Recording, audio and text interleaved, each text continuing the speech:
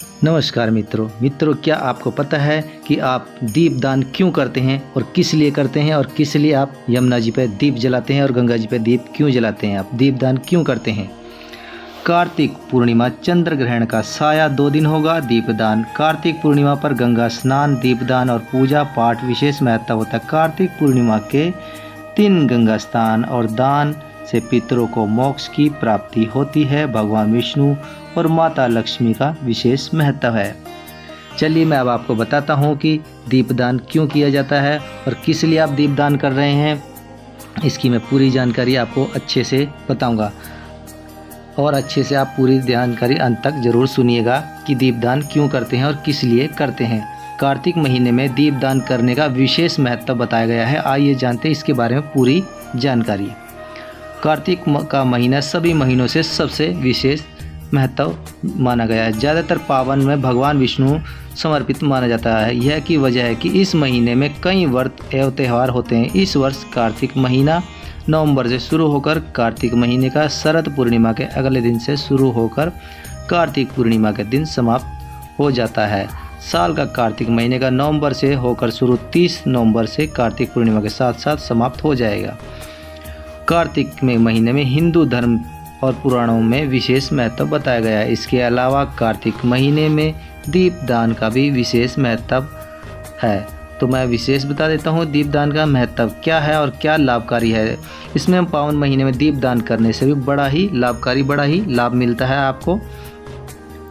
कार्तिक माह में दीपदान करते हुए शुभ माना जाता है। कहा जाता है कि कार्तिक महीने में आकाश मंडल में सबसे बड़ा ग्रह अपनी नीचे की राशि तुला में आगमन विराजमान करता है। इस वजह से वातावरण में अंधकार छाने लगता है। यही कारण है कि इस पूरे माह में दीपक जलाने और जप तप करने से तथा दीपदान और स्नान करने का विशेष महत्व बताया गया है। अगर किसी विशेष कारण से कार्तिक माह के पूरे महीने में प्रत्येक दिन आप दीपदान करने में असमर्थ रहे हैं तो कार्तिक का विशेष दिन यानी कि कार्तिक पूर्णिमा में अवश्य दीपदान कीजिए और उस दीपदान प्रज्वलित कीजिए, तो उससे भी बड़ा महत्व मिलेगा।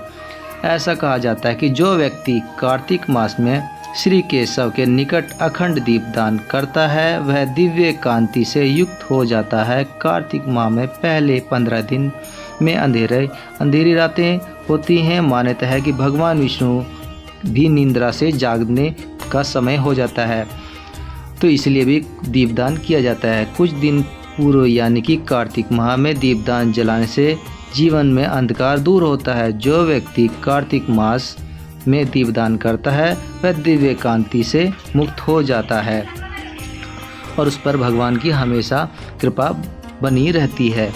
ऐसा माना जाता है कि जो व्यक्ति भक्ति भाव से पूर्ण होकर कार्तिक के पूरे महीने भगवान विष्णु का पूजन करता है उसे परोकृपा और भगवान विष्णु से स्वर्ग में जगह देते हैं।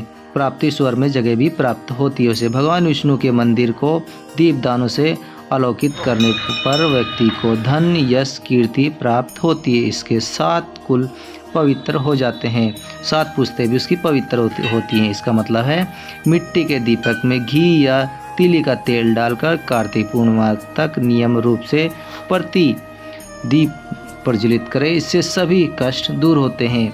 अगर इसमें आप 101 या 31 या 11 दीपदान भी कर सकते हैं, लेकिन कम से कम आपने 5 दीपदान करने होंगे। मंदिर में करें दीपदान। मंदिर में करना चाहिए या फिर यमुना जी के घाट पर। पुराणों के अनुसार जो मनुष्य देव तथा घर के मंदिर में दीपदान करता है वह सभी सुखों को प्राप्त करता है। महापुराण के अनुसार मंदिरों में और नदी के किनारे दीपदान करने से भी माता लक्ष्मी का विशेष कृपा आप पर बनी रहेगी, ये भी कहा जाता है। इसके अलावा भूमि पर या किसी दुर्गम स्थान पर यानी स्वच्छ स्थान पर दीपदान करने से भी व्यक्ति को स्वर्ग की प्राप्ति होती है। ये भी आप कर सकते हैं अगर आप यमुना जी घाट नहीं है तो आपके आसपास। इसी प्रकार कार्तिक के महीने में नियमित रूप से दीपदान करने से माता लक्ष्मी की विशेष कृपा आप पर बनी रहेगी और साथ ही कई पुण्य फलों की प्राप्ति भी आपको होगी। अगर आपको यह मेरी जानकारी अच्छी लगी है तो कमेंट करके मुझे ज़रूर बताइएगा। अगर इसकी कोई जानकारी छूट जाती है तो वो जानकारी भी आप ले सकते हैं और नियमित आप ऐसा कर सकते हैं। करने से भी बड़े पुण्य की प्राप्ति होती है। और इसमें आप दीपदान जैसे 5 कम से कम करने होंगे, 5 के अलावा 21, 11, 31, 101 या फिर 1.25 लाख या 51,000 या फिर 31,000 ऐसे भी कर सकते हैं आप। वो अपनी श्रद्धा होती है, जैसा उसमें हो। आप देख भी लीजिएगा कि कैसे करते हैं ये दीपदान, पूरा विशेष बताया गया है। और इसमें अगर आप ध्यान रखिएगा इस चीज़ का कि इसमें आप मिठाई के डब्बे का ढक्कन में दीपदान मत कीजिएगा, क्योंकि ये डूब जाता है। और आप अगर नीचे का डब्बा का ढक्कन लाएंगे तो उसमें आप दीपदान कर सकते हो, आसानी से भी ठहर जाएगा।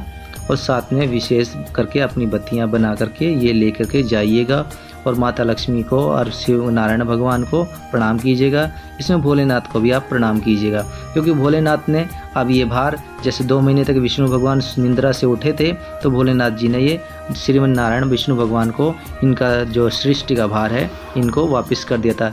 ये 2 महीने तक भगवान शंकर ने ये भार सृष्टि का भार संभाला था। तो हम थे शिव भगवान के हाथों में। अब इसके बाद हम जब दीप जला देंगे, दीपदान कर देंगे, इसके बाद भगवान नारायण जाग जाएंगे। जागने के बाद उसका भार होगा फिर नारायण जी के हाथों में। फिर हमारी जो सांसें हैं वो नारायण के हाथों में होगी। तो मेरी जानकारी कैसी लगी श्रीमन नारायण जरूर लिखिएगा कमेंट।